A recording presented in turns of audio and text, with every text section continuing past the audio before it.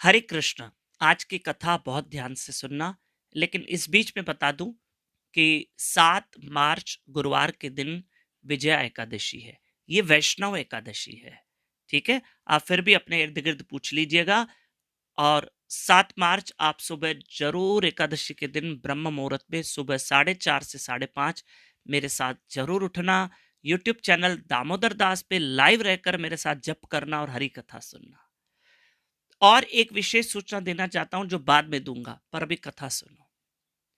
एक महात्मा थे, उन्होंने अपने जीवन में बहुत भक्ति की, बहुत पूरा जीवन।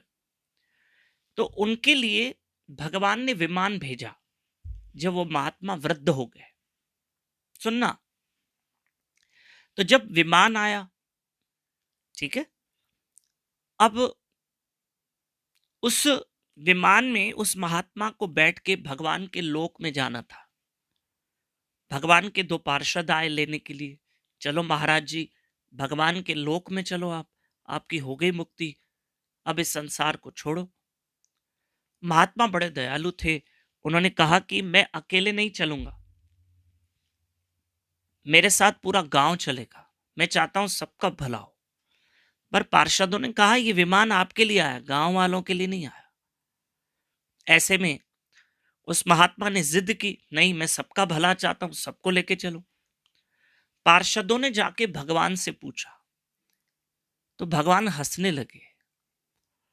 तो पार्षदों ने पूछा, प्रभु आप क्यों हंस रहे?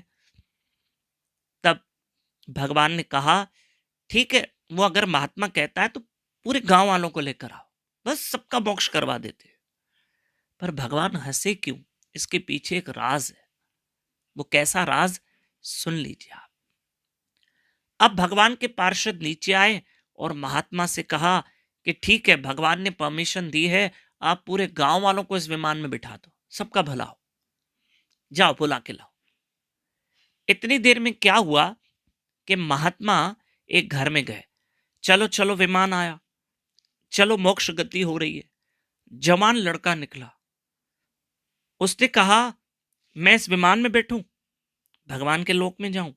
ओहो, मैंने तो शादी भी नहीं की, मैंने तो दुनिया नहीं देखी, धन नहीं कमाया, ना मैं नहीं चलूंगा, मुझे तो यहीं रहना।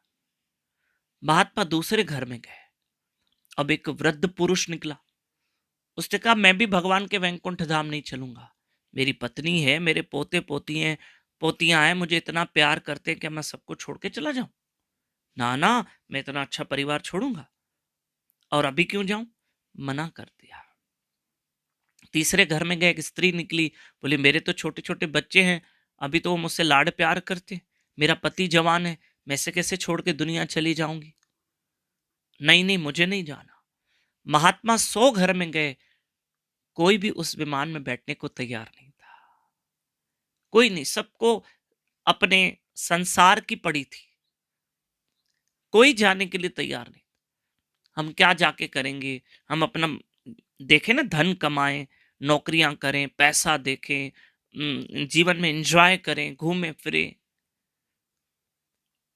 ठीक है, सबको ये पड़ी थी, लेकिन भगवान को किसी की नहीं पड़ी थी। अंत में कहते हैं उस महात्मा को अकेले विमान में बैठ के भगवान के पास जाना पड़ा। और भगवान इसलिए तो हंसे क्योंकि उनको पता था कि कोई आने वाला नहीं है, क्योंकि ये कलयुग है और लोग यहाँ हम सब, देखो देखो सुनो, हमारे लिए भी विमान आया है, विमान आ चुका है सत्संग के रूप में। ये जो सत्संग है ना, वो जहाज है, ये भगवान का नाम वो विमान है। बैठो नाम रूपी विमान में, भगवान कथा रूपी जहाज में, तो तुम्हारा भला हो। लेकिन लोग हमें कहते हैं हम इतने बिजी हैं, हम ज़्यादा बिजी हैं, हमारे पास समय नहीं है, हमें ये काम बाकी है, हमें वो काम बाकी है, हमें वो काम बाकी है। ठीक है, और उस चक्कर में लोग भजन नहीं करते हैं और सत्संग रूपी विमान को छोड़ रहे हैं। मत करना ऐसे, और खूब मेरे हरि का भजन करना। हरे कृष्ण कृष्ण कृष्ण हरे हरे, हरे राम राम राम हरे हरे। एक विशेष विशेष विशेष विशेष सूचना कि 7 मार्च और 8 मार्च, क्योंकि 8 मार्च शिवरात्रि है, हम दोनों दिन शाम को भी 4:30 से 5:30 बजे इवनिंग में भी मैं लाइव रहूंगा।